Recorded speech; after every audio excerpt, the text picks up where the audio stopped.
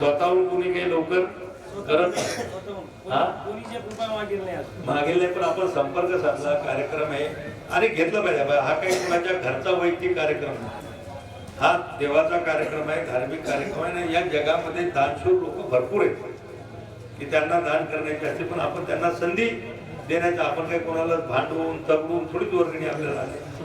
प्रेमानं आपल्याला देवावर ज्याची श्रद्धा आहे, ज्याचा आपल्या देवावर विश्वास आहे, असे लोक बरोबर येतात आणि त्याची परतफेड देव कोणत्या ना कोणत्या रूपानं पुढच्या लोकांना.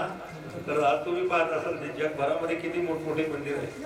आता तुम्हाला माहित असेल तो दुबईमध्ये मी गेलो होतो की त्या दुबई हा 100% मुस्लिम देश आहे पूर्ण, पण त्या ठिकाणी स्वामी नारायणाचं एवढं मोठं मंदिर आहे. तुमच्या फोटोमध्ये आला असेल तर तिथं गेलो होतो. म्हणजे त्या देशामध्ये पहिले भगवे कपडे घालून जायला बंदी होती. त्या देशात आपण हिंदू गेला तर कोणाला कुंकू सुद्धा लावता येत नव्हतं, महिलांना सुद्धा टिकली लावता येत नव्हती, इतके ते लोक कडक धर्मी होते. पण आता बदल झाला. आपले देशाचे पंतप्रधान नरेंद्र मोदी यांनी त्या देशाशी आपले चांगले संबंध, ते आपल्याकडे येऊन कार्यक्रम करायला लागले. आम्ही तिकडं मंत्रालय म्हणून तिकडं जायला लागलो आणि एकदा एकमेकांचे विचार पडले. आता तिथं आपलं एक मंदिर झालेलं, खूप मोठं मंदिर होतं, 27 एकरामध्ये स्वामीनारायण मंदिर दुबईमध्ये, 27 एकरामध्ये मंदिर, इतकं स्वच्छ मंदिर, सगळं टापटीप सगळं केलेलं आहे. म्हणजे आज आपल्या हिंदू धर्माबद्दल, आपल्या संस्कृतीबद्दल खूप ओढ आहे. आज मी ज्या खात्याचा मंत्री आहे त्याच्यामध्ये आयुर्वेद येतं, युनानी येतं, होमिओपॅथी येतं, त्याच्यामध्ये आपले म्हणजे आरोग्य विभाग तर आहेत, ॲलोपॅथी वगैरे तर आहेत माझ्याकडे दोन्ही मंत्री. पण आपलं आयुर्वेद जे आपल्या ऋषी मुनींनी 5000 वर्षापूर्वी जंगलामध्ये तपश्चर्या करत असताना ज्या आयुर्वेदाचा शोध लावला, आपला जो योगा आहे तोही आपल्या देशातल्या ऋषी मुनींनी तपश्चर्या करत असताना त्या योगाचं संशोधन केलं. आणि आज जगामध्ये एवढी त्याला मागणी आहे की प्रत्येक देशातले लोक आम्हाला येऊन भेटतात की आमच्या देशामध्ये तुम्ही आयुर्वेदाचं काहीतरी करा, आम्हाला त्याचं आयुर्वेदाचं नॉलेज द्या, आम्हाला योगा तुम्ही आमच्या इकडून लोकांना शिकवा. की हे लोकांना सशक्त ठेवण्यासाठी, लोकांना निरोगी राहण्यासाठी हे आपले पूर्वीचे उपचार. आपल्या घरात बी आपण पाहतो, आजीबाईचा बटवा म्हणायचे की आपल्या घरातल्या पहिल्या आपल्या आजी असेल, आपली आई, लहान बाळापासून तो म्हाताऱ्या माणसापर्यंत घरातच औषधं बरेचसे तयार व्हायचे. लहान बाळाला घोटी वगैरे त्या राहायच्या आणि त्यातूनच आपण लोक मोठे झाले जाऊ. आता नवीन टेक्नॉलॉजी आली, ॲलोपॅथी आली, त्याच्यामुळं आता लसा आल्या, त्याचे इंजेक्शन आले, सलाईन आले. पण पूर्वीच्या काळात हे काही नव्हतं. तर त्यावेळेस आपल्या आयुर्वेदानंच हे केलं. आणि तुम्ही पाहिलं असेल कोरोनाच्या काळात कोणाजवळच औषध नव्हतं, फक्त आयुर्वेदाजवळ औषध. आयुर्वेदाचेच काढे लोकांना घरोघरी पिले, ते बी आपल्या जंगलातल्या वनस्पती नेऊन त्याचे निंबाच्या पालाचं असेल ते आपलं गुळवेल, त्याला काय म्हणतो आपण इकडं गुळवेल असेल, याचेच काढे आपण लोकांनी घरी घेऊन कोरोना सारख्या महामारीवर आपण भारतातल्या लोकांना मात केली आणि सगळीकडे झालं. आणि म्हणून एक आपला देश हा अतिशय प्राचीन आहे. आपल्या देशात पुढं धार्मिकतेचं महत्व आहे, मोठमोठे मंदिर आहेत. आता तुम्ही अयोध्येला कधी गेले असाल, एवढं मोठं राम मंदिर जे 500 वर्षापासून आपण मागणी करत होतो, ते राम मंदिर भव्य दिव्य त्या ठिकाणी उभं झालं. आणि एक त्याचे आशीर्वाद निश्चित आपल्या देशावर आहे. आपला देश त्याच्यामुळं झपाट्यानं प्रगती करतोय. इतक्या दिवस आपण खूप मागे होतो, पण आता जगामधली तिसरी अर्थव्यवस्था म्हणजे अमेरिका, रशिया, चायना यांच्या पंक्तीमध्ये आपण जाऊन बसलेलो. इतकी मोठी लोकसंख्या असताना सुद्धा आपला देश झपाट्यानं प्रगती करतो आहे. या प्रगतीमध्ये योगदान हे आपल्या सगळ्यांचं आहे. या देशातल्या प्रत्येक नागरिकांचं, सरकारची ध्येय धोरणं असतील, नागरिकांचं योगदान, हे सगळ्यांचं योगदान त्याच्यामध्ये. आणि म्हणून आज आपण या ठिकाणी शाहूदेव महाराजांच्या दर्शनासाठी आलो. निश्चित आपण पुढच्या काळामध्ये आपण या ठिकाणी आणखी सुविधा, आणखी थोडं चांगलं, आणि मला वाटते दर्शन इथं जर लोक जास्त बोलवायचे असतील तर रस्ता थोडासा मोठा करण्याची आवश्यकता आहे. कारण की येणारा जाणारा तिथं पास झाला पाहिजे, जास्त मोठा जरी नसला तरी चालेल. आता एकच गाडी येते बऱ्याच ठिकाणी, इकडून गाडी आली की गाडी पास, काही बैलगाड्या बी होत नसतील, ट्रॅक्टर बी नसतील, मग बऱ्याचदा भांडणाचं मूळ येते, कोण मागं घ्यायची गाडी. तर थोडा मोठा, जास्त मोठा जरी नाही, आपल्या शेत्या वेळाचं नुकसान न होऊ देता थोडा जरी रुंदी झाला, एक 12-14 फुटाचा जरी झाला, 15 फुटापर्यंत, तर 2 वाहनं त्याच्यातून निघू शकतात.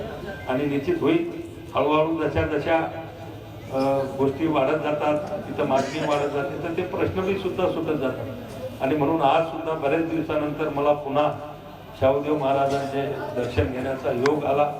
खरं म्हणजे मी स्वतःला भाग्यवान समजतो. याच्यापूर्वी मी 2दा या ठिकाणावर येऊन गेलो, ही माझी 3री वेळ आहे. हो, तिकडे पण गेलो होतो. असे कुठं त्यावेळेस आमदार असताना कुठं जायला काही वेळच लागत नव्हता. आता आता काय आता खूप खरं मी रात्री दुबईहून आलेलो का. हा नाही, हे सगळं तुमच्या आशीर्वाद. मी ज्या पदावर आहे खरं म्हणजे तुमच्या लोकांच्या आशीर्वादामुळे. नाही तर खरं सांगा, मी कुठलचा, माझं गाव कुठं, मी तुमच्यासारख्या एका शेतकरी कुटुंबात त्या मादनी म्हणजे जसं तुमचं कोरमपूर गाव आहे तसंच मादनी गाव आहे टोकावर. मादनीच्या पलीकडं वाशिम जिल्हा लागतो. 1.5 किलोमीटर गेलं की वाशिम जिल्ह्याच्या काठावरलं माझं गाव. मी त्या काठाला, तुम्ही या टोकावर. तरी मला 1990 पासून या गावातल्या नागरिकांनी, माता भगिनींनी, तरुणांनी भरभरून आशीर्वाद दिले. आणि जवळपास 3दा आमदार, 4दा खासदार, हा काही सोपा विषय नाही. अनेक लोक तोंडात थोडं घालतात की तुम्ही इतक्या वेळ करत होता. एकदा नरेंद्र मोदींना आम्ही काश्मीरमध्ये योगाच्या कार्यक्रमाला गेलो होतो मागच्या वर्षी. ज्यावेळेस मोदीजींना आम्ही एका याच्यामध्ये बसतो जेवताना सोबत, तर त्यांनी मला हा प्रश्न विचारला होता की प्रतापजी, आप इतनी बार कैसे चुन के आते हो, इसका रहस्य काय. आता याचं उत्तर काही माझ्याजवळ होतं. मतलब मेरी जनता के आशीर्वाद आहे. लोकांनी मला म्हणजे ज्या ज्यावेळेस त्यांच्या पुढे गेलो त्यावेळेस लोकांनी भरभरून माझ्यावर प्रेम केलं, भरभरून मला आशीर्वाद दिले. आणि म्हणून माझ्यासारखा एक सामान्य शेतकऱ्याचा मुलगा त्या आमदारकी 3दा जिंकू शकला. आणि दिल्लीचं जे आपला देशाचं सर्वोच्च सभागृह आहे त्याचा सुद्धा 4थ्यांदा मी सदस्य झालो.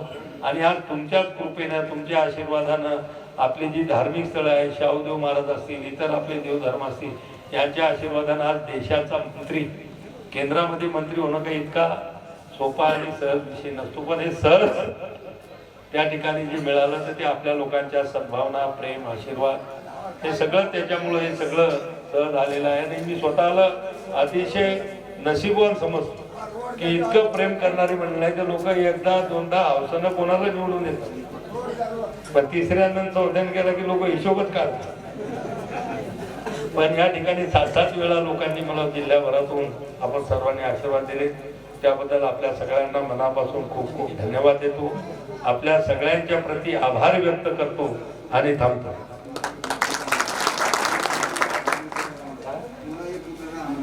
नाही, मी अगोदर सांगितलं की एकजूट हीच खरी गावाची वज्रमूठ असते. परमपूजनीय शाहूदेव महाराज यांची 190वी जयंती या संपूर्ण लोणार तालुका असेल, मंठा तालुका असेल, विदर्भ, मराठवाडा मिळून मोठ्या उत्साहामध्ये, आनंदामध्ये यावर्षी या ठिकाणी साजरी झालेली आहे. खरं म्हणजे शाहूदेव महाराजाच्या या ठिकाणावर मी यावेळी पूर्वी सुद्धा आमदार असताना सुद्धा येऊन गेलेलो. त्यावेळेस तर इकडे यायला रस्ता नव्हता, आम्ही गावापासून पैदल आलेले आहे. हा सभा मंडप आपल्या काळामध्ये त्यावेळेस झालेला आहे. पण निश्चितच शाहूदेव महाराजांची कृपा आपल्या सगळ्यांवर जशी आहे तसेच शाहूदेव महाराजांचे आशीर्वाद आणि कृपा ही सातत्यानं मला सुद्धा त्यांच्याकडून मिळालेली आहे. आणि मोठ्या भक्तिभावानं आपण या ठिकाणी येतो. खरं म्हणजे ही जी मंदिर आहे किंवा हे आपली देवस्थानं आहेत, या आपल्या हिंदू धर्मामध्ये याला फार महत्त्व आहे. आणि याची जोपासना करणं, याचा विकास करणं ही खऱ्या अर्थानं काळाची गरज आहे. आज तुम्ही इथं पाहिलं असेल, शाहूदेव महाराजांच्या आजच्या या 190व्या जयंतीला हजारो लोक दूरदूरून या ठिकाणी आले. म्हणजे आपले बाहेर काही विचार असो, पण ही देवस्थानं समाजाला जोडण्याचं काम, समाजाला सुसंस्कृत करण्याचं काम आणि समाजाला एक चांगली दिशा देण्याचं काम या आपल्या धार्मिक स्थळांच्या ठिकाणाहून सातत्यानं होत असतं. या ठिकाणी होणारे धार्मिक कार्यक्रम हे खऱ्या अर्थानं समाजाचं प्रबोधन त्या ठिकाणी करत असतात. आणि म्हणून अशा या देवस्थानाची व्यवस्था, या ठिकाणी जो येणारा जो भक्त वर्ग आहे त्यांची व्यवस्था सुद्धा या ठिकाणी झाली पाहिजे. आणि हे काम निश्चितपणानं पुढच्या काळामध्ये चालू राहायला पाहिजे.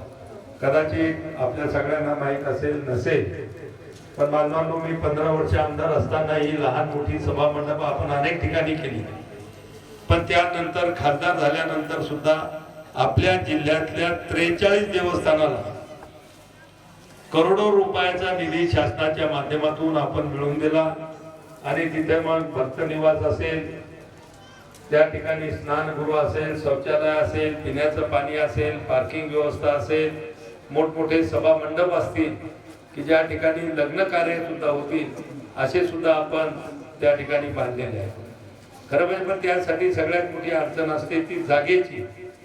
जागा जर उपलब्ध असली तर आपण मोठमोठी कामं सुद्धा अशा देवस्थानाच्या ठिकाणी येणाऱ्या भक्तांच्या सोयीसाठी किंवा त्यांना इथं आल्यानंतर सगळ्या सुविधा मिळाव्यात. आता आपण पाहतोय जंगलातलं ठिकाण आहे, वातावरण खूप चांगलं आहे, कधी काळी पाऊस असतो हे असतो, तर अशा काळामध्ये अशा ठिकाणी कार्यक्रम करणं हे अतिशय अवघड होतं किंवा करणं अशक्य होऊन जातं. आणि म्हणून त्या सुविधा सुद्धा असण्याची आवश्यकता आहे.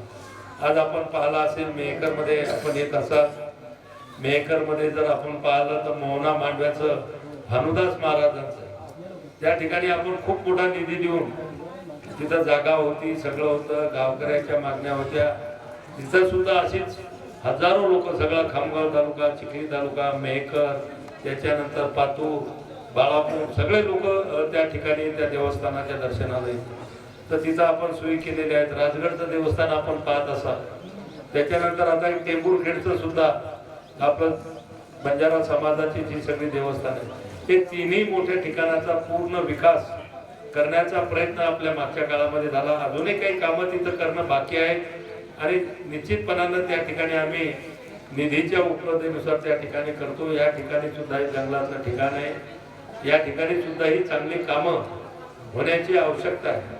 आणि म्हणून गावकरी असतील, आता सरपंच या ठिकाणी बसले, आपण सर्वांनी दिलं तर आपण याला आपण क वर्ग दर्जा देऊ शकतो. पण मग त्याचे प्रस्ताव तुम्ही आमच्याकडे द्या, जिल्हा परिषदकडे पाठवा. निस्ता दर्जा कळाला म्हणजे पैसे येते. क वर्गासाठी आपण निधी राखून ठेवतो, तुम्ही प्रस्ताव पाठवा की आम्हाला सभा मंडप बांधायचं, आम्हाला भक्त निवास बांधायचं. तसेच त्याला आपण निधी दरवर्षी 10-15 लाख रुपये आपण देऊ शकतो. आणि जर याच्याजवळ आता तर इथं किती जमीन आहे देवस्थानची मला माहित नाही, 56 म्हणजे पण तरी 1.5 एकराच्या जवळपास. पण जर ती जमीन जर 2.5 एकराच्या वर असेल तर आपण ब वर्ग दर्जा देऊ शकतो. आणि ब वर्ग दर्जा जर दिला तर तिथं 5 कोटी रुपयाचा निधी विकासासाठी आपल्याला मिळतो. आपल्या लोणार तालुक्यामध्ये आपण दिलेला आहे, जाफराबादला दिलेला आहे, सुलतानपूरचं आपलं ते मंदिर वेदांत आश्रम, त्याला आपण ब वर्ग, तो ब वर्ग आहे. आता हा सध्या क वर्ग आहे. क वर्ग जिल्ह्याच्या पातळीवर कमी निधी मिळतो, पण ब वर्ग देऊळगाव कुंडपाळला सुद्धा आपण खूप मोठा निधी दिलेला आहे. पण अनेक देवस्थानं आहेत आपले, आपण त्या काळामध्ये आपल्या जुन्या लोकांनी जशी जागा सापडेल त्या ठिकाणी आपली श्रद्धा जोपासण्यासाठी त्यांनी ती लहान मोठी मंदिरं तयार केली. पण जागा जर असेल, कारण की विकास कामं जर करायचं असेल तर त्याला जागा लागते. आणि कुठलाही विकासाचा प्रस्ताव जर तुम्ही आमच्याकडे दिला तर पहिली विचारणा होती तुम्हाला तिथं जागा आहे का. कारण आपण निधी आणला तर शेवटी खर्च कुठं करणार, ते जमिनीवरच करावं लागतं. आणि म्हणून जागेच्या उपलब्धतेनुसार करू शकतो. इथं 1.5 एकर जागा म्हणजे भरपूर आहे. क वर्गातून सुद्धा आपण करतो. आता तुम्ही पाहिलं असेल पारड्याचं महादेव मंदिर, तिथं आपण भक्त निवास वगैरे आपण बांधून दिले, ते क वर्गातूनच दिलेले. तर हे निधी दरवर्षी आपण आणू शकतो. तसा जर तुम्ही केला, आणि या ठिकाणची खरोखर आपल्या सगळ्यांना गरज आहे की या ठिकाणी जर चांगल्या व्यवस्था झाल्या, चांगला रस्ता झाला तर लोकांना यायला सुविधा होतात, येणारा भक्त या ठिकाणी वाढतो. आणि भक्त आले तर आपोआप त्या देवस्थानाचं नावलौकिक वाढतं आणि देवस्थानाचे आशीर्वाद, शाहू महाराजांचे आशीर्वाद घेण्याची संधी सुद्धा सगळ्यांना त्या ठिकाणी मिळू शकते. आणि म्हणून बऱ्यापैकी आता रस्ते वगैरे थोडं लहान आहे, रस्ता होऊन गेलं, पण झाला इथपर्यंत यायला नाही तर पहिले पैदल यावं लागत होतं इथं प्रत्येक कार्यक्रमात. आणि सगळ्याच लोकांना एवढं 1-1.5 किलोमीटर पैदल येणं जाणं शक्य होत नव्हतं. तर आपल्या गावकऱ्यांच्या सहकार्यानं आपण केला. आणखीनही चांगला आपल्याला भविष्यामध्ये त्या ठिकाणी करता येईल. पांगरा खरोखर आपण कच्चा रस्ता केलेला आहे, त्याला आपण आता पक्का करण्यासाठी आपण त्याचा प्रयत्न करतो आहोत. तो जर रस्ता पक्का झाला तर आपल्याला खुरमपूरला सुद्धा लोणार जवळ येऊन जातं आणि सरळच होऊन जातं. आणि हे रस्ते आपण अनेक केलेले आहेत, मागच्या काळामध्ये आपण केले, पण काही टेक्निकल अडचणी आल्या पुढे रस्ता असला तर एखादा शेतकरी दानपत्र द्यायला अडचण आणायचा, मग एकाची अडचण आली की रस्ता थांबून जायचा.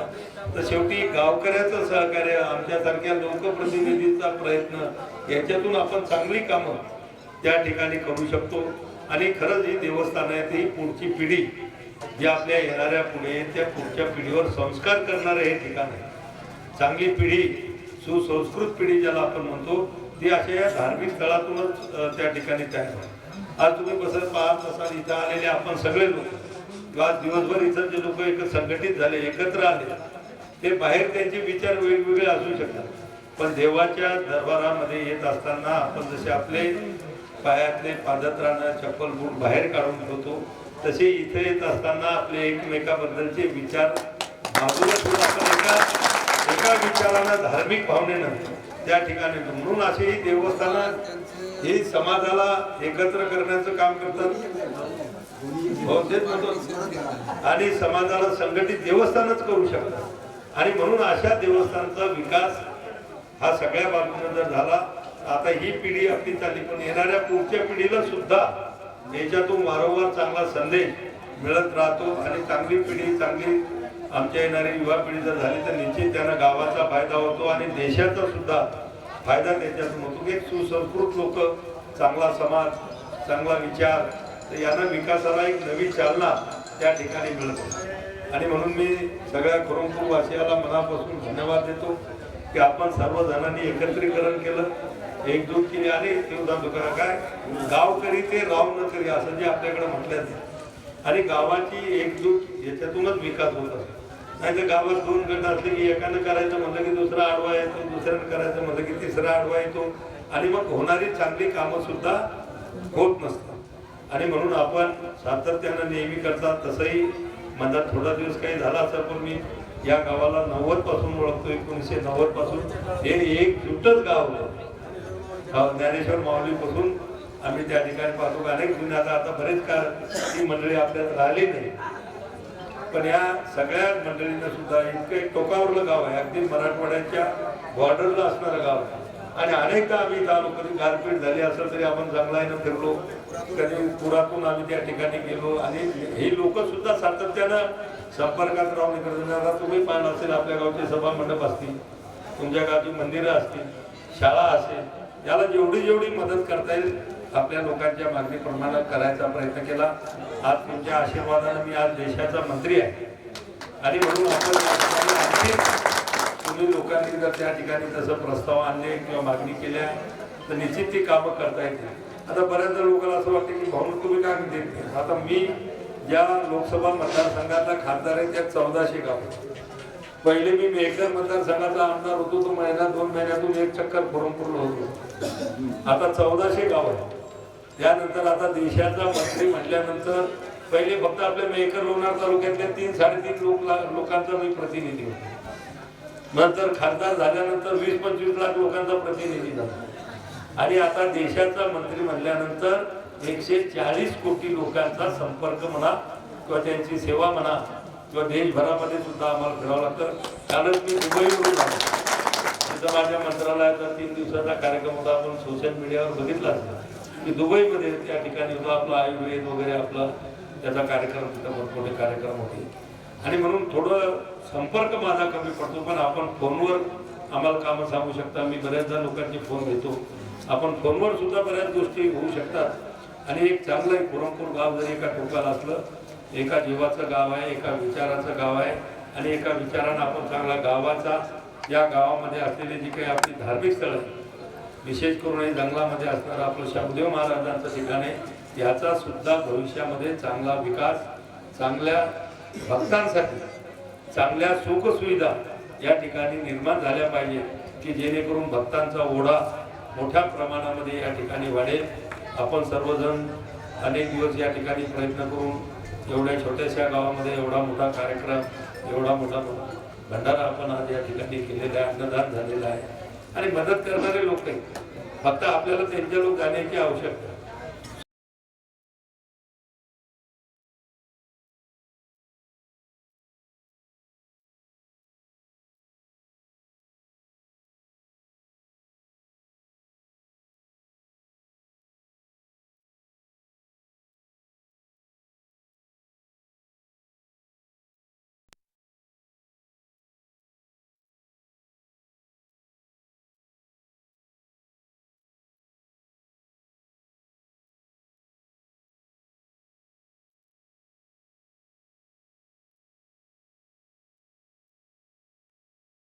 कार्यक्रमानिमित्त केंद्रीय मंत्री माननीय प्रतापराव साहेब या ठिकाणी आलेले आहे.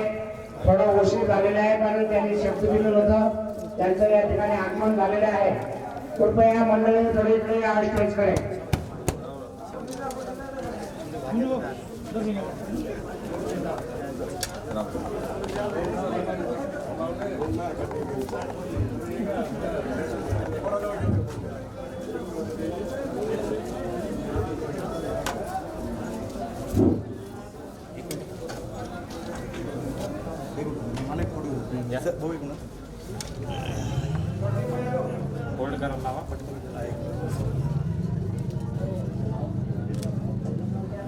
सूरत से किरण बड़ी बिन पंख उड़ जाए, सूरत से किरण बड़ी बिन पंख उड़ जाए, सूरत पे जाती रहे पर किरण कभी ना जाए. असे युगांच्या प्रेरणास्थान स्वामी विवेकानंद ज्या ज्या महान थोर पुरुषांनी प्राणाच्या आहुती दिली आणि हा देश गुलामगिरीतून मुक्त केलं, त्या सर्व महान थोर पुरुषांच्या विचाराला कार्याला त्रिवार अभिवादन व्यक्त करतो. जगद्वंदन जगद्गुरु श्री संत शिवदेव महाराज हे खुरामपूर नगरीचे आराध्य दैवत आहे. त्यांच्या चरणी सर्वप्रथम